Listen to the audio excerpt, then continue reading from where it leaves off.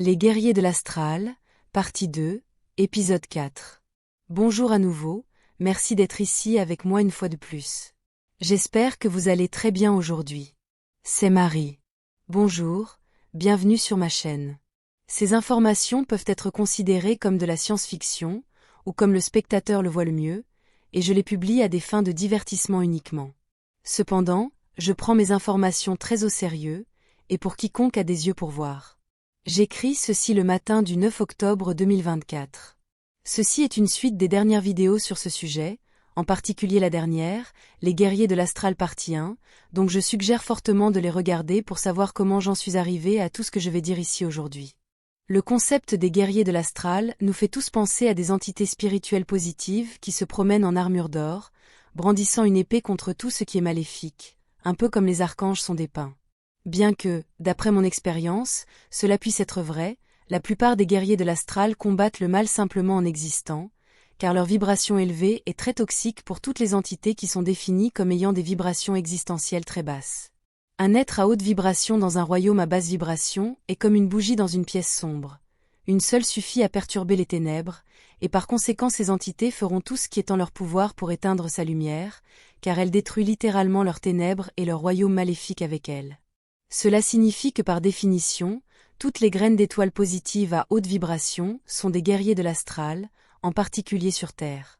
À noter que les graines d'étoiles ne sont pas uniques à la planète Terre et à son royaume, car on les trouve partout dans l'univers, et à l'intérieur de toutes les cultures et sociétés stellaires, elles sautent d'une expérience à l'autre, goûtant à ce que c'est que d'être membre de l'une ou l'autre race biologique, tout cela dans leur quête éternelle de connaissance et d'expansion.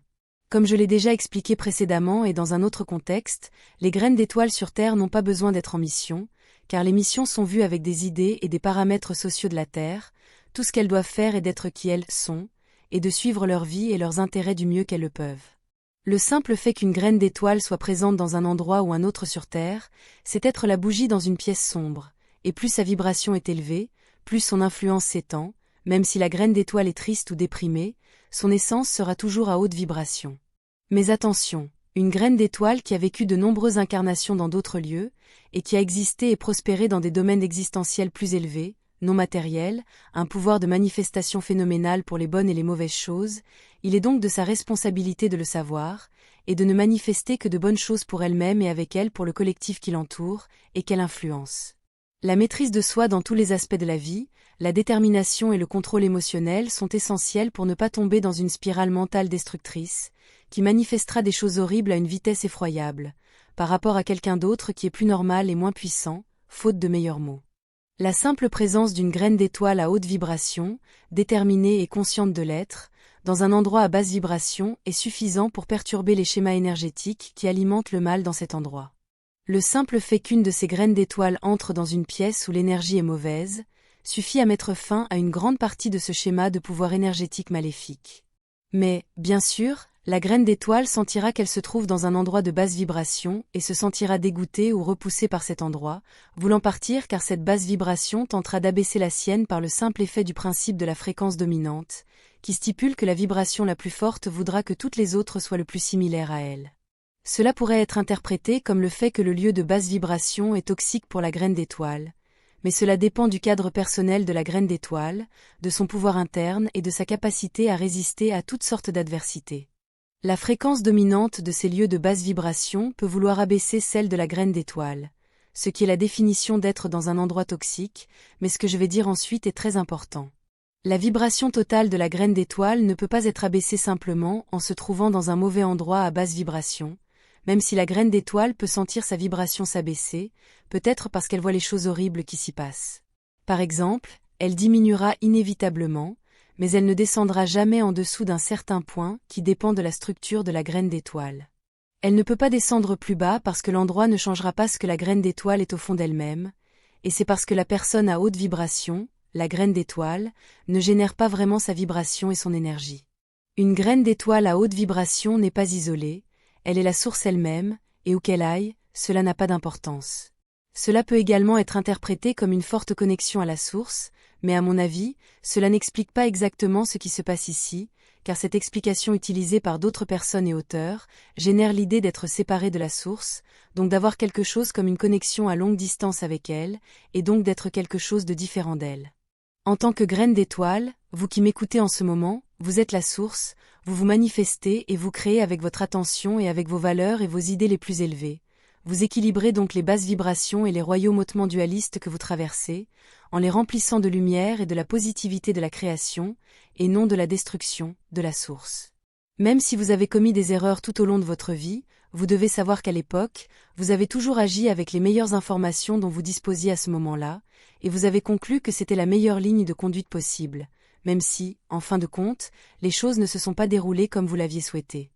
Rappelez-vous aussi qu'être dans cette soupe dense de basse vibration, appelée la matrice de la Terre, signifie que beaucoup de vos pensées et de vos émotions ont été piochées télépathiquement par vous dans le grand collectif, l'inconscient collectif, et pas si inconscient que cela. Comme je l'ai expliqué dans d'autres vidéos, toutes vos pensées et émotions ne sont pas entièrement les vôtres, car tout le monde est télépathe, mais n'est pas entraîné à distinguer ses propres pensées, idées et émotions de celles des autres, comme conséquence d'être un être hautement empathique dans un endroit plein de souffrances constantes. Et rappelez-vous aussi que toutes ces entités et créatures du bas astral feront tout ce qui est en leur pouvoir pour cibler et abaisser la vibration de ces graines d'étoiles qui perturbent leur bien-aimé royaume sombre, où elles se manifestent en tant qu'égrégores, engendrées par les coins les plus sombres de l'inconscient collectif. Une graine d'étoile, comme une bougie dans une pièce sombre, aura toute l'attention sur elle, et des deux côtés dualistes, de ceux qui ont besoin de sa lumière et font donc tout pour la protéger, et aussi de ceux qui souhaitent l'éteindre, pour faire sombrer l'endroit dans les ténèbres.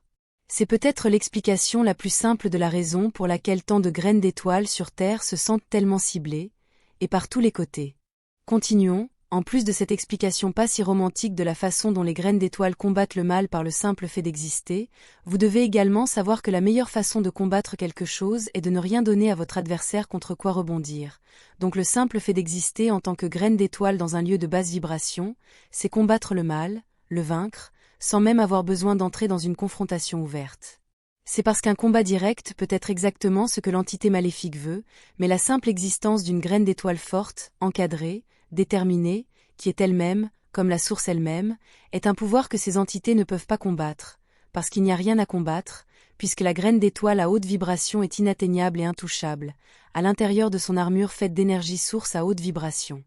Mais même avec ce concept de gagner sans même combattre, les choses ne sont pas toujours aussi simples sur Terre et sa matrice complexe, où vous devez non seulement rester positif et avec de bonnes vibrations, mais vous devez également être proactif.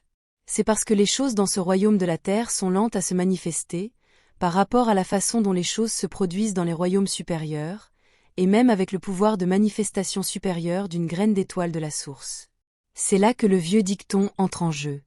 La seule chose dont le mal a besoin pour prospérer, c'est que les bonnes personnes ne fassent rien, ou quelque chose de ce genre. Cela signifie que de nombreuses graines d'étoiles se battent directement. Elles ne combattent pas seulement en existant simplement, parce que beaucoup d'entre elles s'organisent et commencent à partager leurs connaissances avec les autres par le biais de livres, de vidéos et d'autres médias similaires, tout en travaillant activement et physiquement pour aider d'autres personnes et créatures sensibles dans le besoin. Mais en plus de cette tendance activiste des graines d'étoiles, il y a un autre aspect, qui est que beaucoup de graines d'étoiles entrent dans les royaumes astraux délibérément, pour affronter et combattre directement de fortes entités maléfiques qui causent le chaos du côté des vivants. Je vois que ce sujet des guerriers astraux est immense, et il faut plusieurs vidéos pour le partager, et peut-être qu'il y en aura beaucoup d'autres à venir, il y a beaucoup plus à dire, et je n'ai même pas été capable de parler des véritables guerriers astraux avec une épée et tout, même si c'était mon intention aujourd'hui, parce que la mission des graines d'étoiles était un sujet vaste, et essentiel à partager car il vous implique tous directement. Mais pour l'instant, je m'en tiendrai là. Ce sera tout pour aujourd'hui. Comme toujours, merci de regarder mes vidéos et de les liker, de les partager et de vous abonner pour en savoir plus. Cela aide beaucoup cette chaîne à se développer, et j'espère vous voir ici la prochaine fois. Avec beaucoup d'amour et de reconnaissance, votre amie, Marie Soie.